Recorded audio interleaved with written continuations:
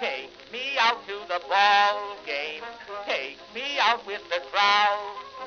Buy me some peanuts and cracker jack. I don't care if I never get back. Let me root for the home team. If they don't win, it's a shame. For it's 1, 2, 3 strikes, you're out at the old ball game. And on the seventh day, God said, let's play two.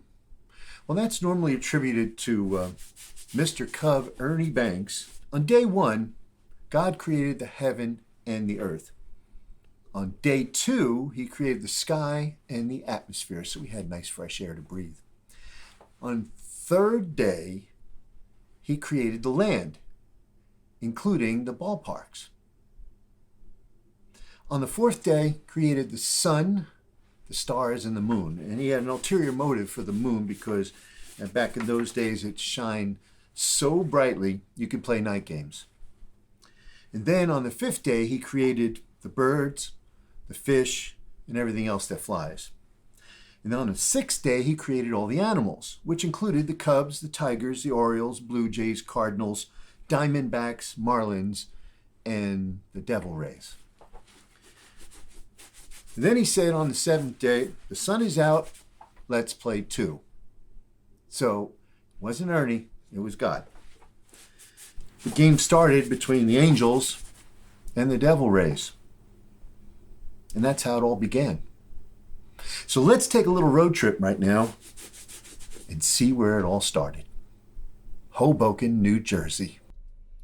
The story goes that the people from Manhattan, where there wasn't any land available to play ball on, came to Hoboken and to Elysian Fields. Actual players were cricket players who used the game of rounders, which was a British game, as the basis for their new game called baseball. And there it is, the home plate. The landmark, the birthplace of baseball. Here's a segment we like to call Characters of the Game. And let's start off with the old professor, Mr. Casey Stengel. I was asking you, sir, why it is that baseball wants this bill passed. I would say I wouldn't know, but I would say the reason why they'd want it passed is to keep baseball going as the highest baseball sport that has gone into baseball, and from the baseball angle. I'm not going to speak of any other sport. I'm not in here to argue about other sports. I'm in the baseball business. It's been run cleaner than any baseball business that was ever put out in the 100 years at the present time. Casey is another one of the great characters of the game whose history was so deep. I love the story of Mickey Mantle, who came up to the Yankees in 51. Stengel was there through 60, so he managed Mantle in his early and then prime years. And Mantle couldn't believe that Casey Stengel had played in Yankee Stadium. In fact, he played with the Giants on the three teams that back-to-back played the Yankees. And the third one in 1923, when the Yankees finally won, was the first one in the new Yankee Stadium. And so when Casey was telling Mickey Mantle little things about the outfield, because this was the original Yankee Stadium in the 50s, Mantle said, "You played here?" He couldn't believe that. The other story about Casey as a manager that I love, and Billy Martin picked it up, was that Stengel said the secret to good managing is keeping the 5 players who don't like you away from the 5 who haven't made up their mind. You know, it's nice to look back at the careers of people like Casey and Lasorda and Seaver, who came of age at a time when there were heroes and there were people who had the standing to do the things they did and tell the stories they did. This, my friends, is a Dodger dog. Pretty nice looking hot dog, don't you think? We had these flown in from Los Angeles. They came just in time because we are sad to announce the passing of former Dodger manager and Hall of Famer Tommy Lasorda. He said one time, When we lose, I eat. When we win, I eat. Tommy, this one's for you. Too bad they're on the West Coast. Tommy Lasorda was our guest speaker at our Scouts dinner a number of years ago. And I've been running the dinner for 38 years, and he was probably the best guest speaker that we ever had. Normally, we would get 280 people on the average come to our dinner. That year, we had 325. It was the biggest dinner we ever had. And that particular evening, to get him to come in, John Koziak was a scout with the Dodgers. And he said when he'd go to an organization meeting, he would ask Tommy if he'd be willing to come in. So he spoke to Tommy, and he happened to tell him that one of our awards that are named after Steve Lembo, a scout, longtime scout with the Dodgers. Steve was Tommy's catcher in AAA for the Montreal club in the Dodger organization. So Tommy willingly said that he would come. And what we did was, Alan Marr was then the president. He volunteered and gave up his frequent flyer points to fly Tommy in. And Tommy flew in, and he arranged for a book signing in Manhattan that Friday afternoon. So we didn't have to pay for any expenses. The people that paid for him to come in for the book signing took care of that. We supplied a driver. He came out, and he was just great. I mean, he signed all autographs. He gave the greatest speech you'd ever want. He had everybody rolling in the aisles.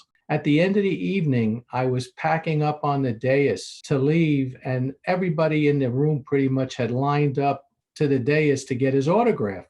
And I saw Tommy. It looked to me like he was leaving. He was walking out. So I stopped what I was doing. I ran over to thank him. He said, "No, I'm not leaving. I'm just going to the restroom. You tell everybody to stay right there. I will sign every autograph for anybody that wants it." We've had some tremendous announcers, not only in the ballpark, but on TV and also on radio. And hopefully in the near future, we'll explore some of them. Congratulations to Boog, John Shambi, who is now taking over for Len Casper as the TV play-by-play man for the Chicago Cubs. Way to go, Boog. Now, Bob Shepard, the announcer in the ballpark for the New York Yankees, was one of a kind, that's for sure. And people used to call him the voice of God.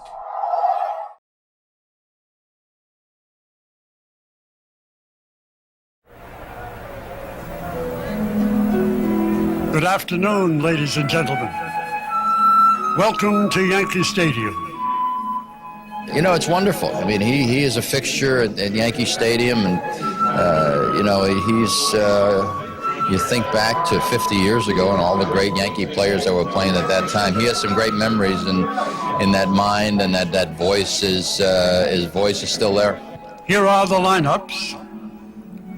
Leading off, the shortstop, number 10, Phil Rizzuto, number 10. Now batting, number 2, Derek Jeter. When you hear the voice, pitching for the Yankees, Tommy John. You know, it's just, you keep wanting to look around up there. Good afternoon, ladies and gentlemen. Welcome to Yankee Stadium. I got goosebumps. Batting second, the catcher, number 15, Thurman Munson, number 15. Playing right field, number 7, Mickey Mantle, number 7. The center fielder, number 5, Joe DiMaggio, number 5. He's been there for as long as that I have been, even longer, obviously. But it's one of those things that you play, and the stadium is not the same without his voice. Batting fifth, the left fielder, number 8, Yogi Berra, number 8. Playing first base, number 23, Don Mattingly, number 23. Bob Shepard is the best announcer, PA announcer in baseball. When you come in the Yankee Stadium and you hear his voice, you know you're in Yankee Stadium. It's just a part of the tradition and part of the stadium and part of the whole Yankee lore. The designated hitter, number 44, Reggie Jackson, number 44. Bob Shepard is, just part of the lore of the stadium. He's part of the dignity of the Yankees with the voice and his presence. Bob Shepard, I'm proud to say, helped me with my Hall of Fame speech. He helped me with my acceptance speech when the Yankees retired my number. His wonderful wife, Mary. I feel very fortunate to consider him a friend of mine. I would just like to say thank you to Bob Shepard for just being Bob Shepard. Batting eighth, the third baseman, number 9, Greg Nettles, number 9. Batting ninth, the second baseman, number 1, Billy Martin, number 1. You can always remember back where you were when you heard certain events and Bob's voice was there crystal clear. As a player, going to Yankee Stadium, it wouldn't seem right or it wouldn't be the same without Bob's golden pipes. And pitching, number 16, Whitey Ford, number 16. You hear the players say, God, I just love to hear Bob Shepard pronounce my name over the loudspeaker. And we broke in either the same year or 1 year apart, and we're still very good friends. Certainly Bob Shepard should be in the Hall of Fame. That's probably the highest compliment I can give him, because you think of the New York Yankees and Yankee Stadium and all the people that go there for the first time in their lives and hear that voice, it is probably one of the most memorable experiences you could ever have.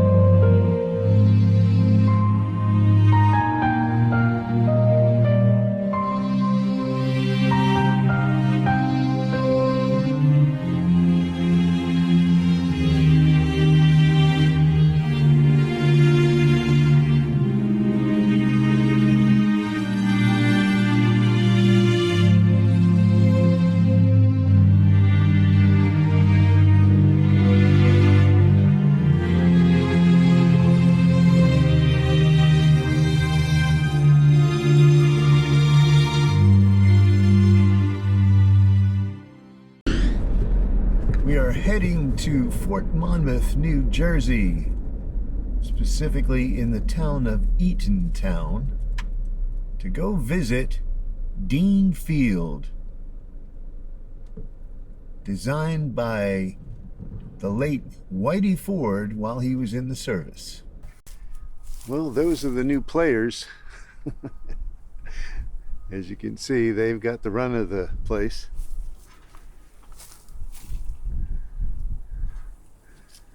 There used to be some grandstands behind home plate, but no longer. Dugouts haven't been cleaned in years. Nobody's mowed the grass in a long time. This is hallowed ground, designed by Whitey Ford when he was in the service. Center field is about 450 feet away. Down the line's about 310. People have said that Joe DiMaggio played here as well as Yogi Berra. War. What is it good for? Well, do you know what war is actually? W-A-R. Let's go to our expert again, Mr. Lee Lowenfish, and he'll explain it to us. I have no idea what they're talking about. War, what is it good for? Well, I did a big book on Branch Rickey. And Branch Rickey was a great innovator, not just with Jackie Robinson race. I mean, he was trying to uncover the mysteries of baseball at the turn of the 20th century. I mean, he had a fellow when he was working with the St. Louis Browns before the St. Louis Cardinals, sitting there behind home plate, making a judgment of bases and outs. And the best players were the ones who moved around the bases and helped others move around the bases while making the fewest outs. But Branch Rickey didn't come up with a war, which to me is often warped, you know. In fact, when someone asked him, in fact, a fellow scout years later, you know, how much baseball do you know, Mr. Rick? And he thought for a moment and he said, at most 55%, which is a huge number. But even here, you know, the brain, the Mahatma, the mysterious stranger, he had so many different names because he was always at games trying to evaluate. He didn't have great number to put on the value of a player. And I remember seeing John Flaherty, you know, the former catcher familiar to a lot of us in the scouting community in New York.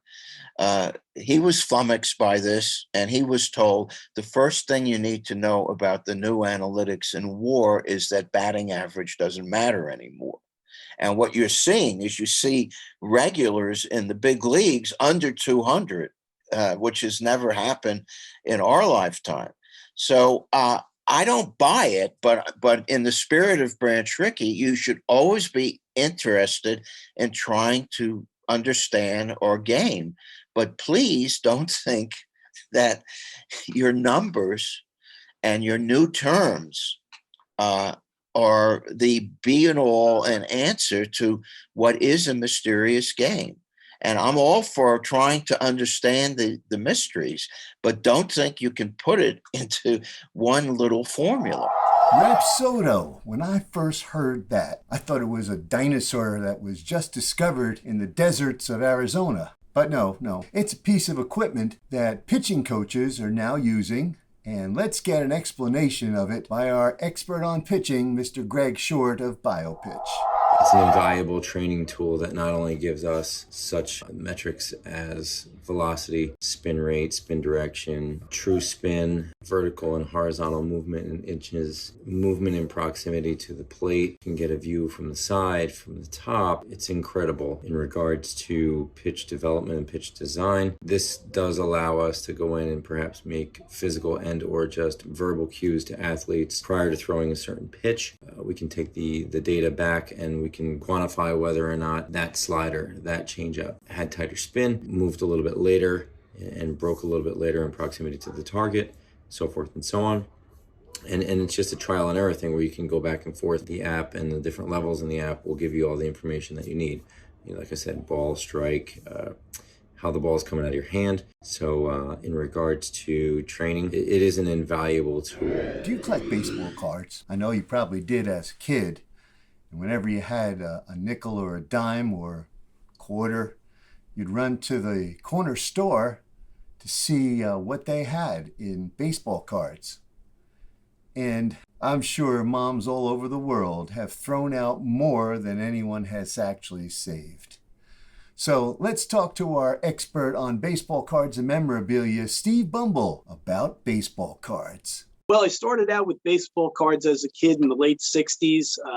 I remember having a shoebox full of cards that were 68, 69, 70, 71. And I got caught up with other collectibles and I decided my baseball cards could go. Sold them at a garage sale, I believe in 71 or 72. Got $2 for the whole shoebox. And I always regretted selling them. Years later, I got back into it and have been collecting ever since.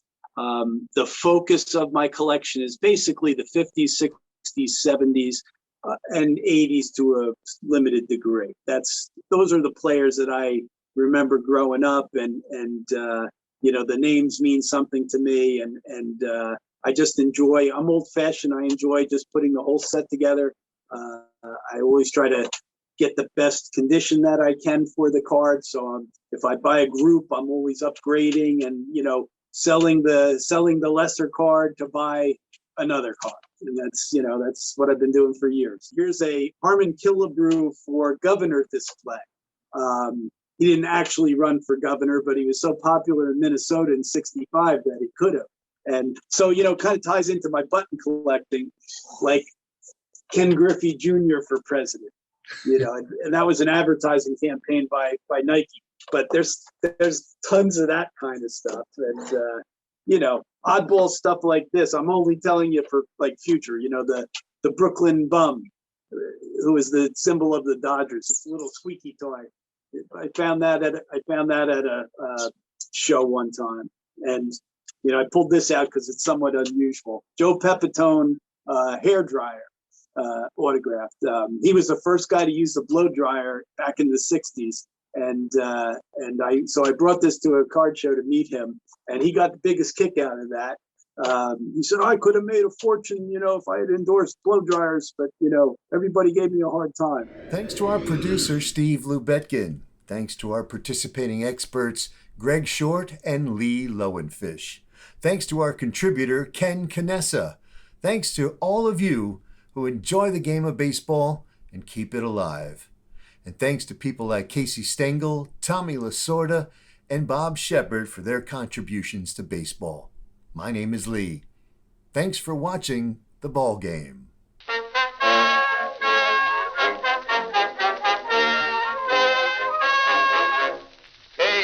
Casey was baseball mad, had the fever and had it bad, just to root for the hometown crew every Sue. Katie Blue. On a Saturday, her young beau called to see if she'd like to go to see a show, but Miss Kate said no. I'll tell you what you can do. Take me out to the ball game. Take me out with the crowd. Buy me some peanuts and cracker jack. I don't care if I never get back. Let me root for the home team. If they don't win, it's a shame. For it's 1, 2, 3 strikes, you're out at the old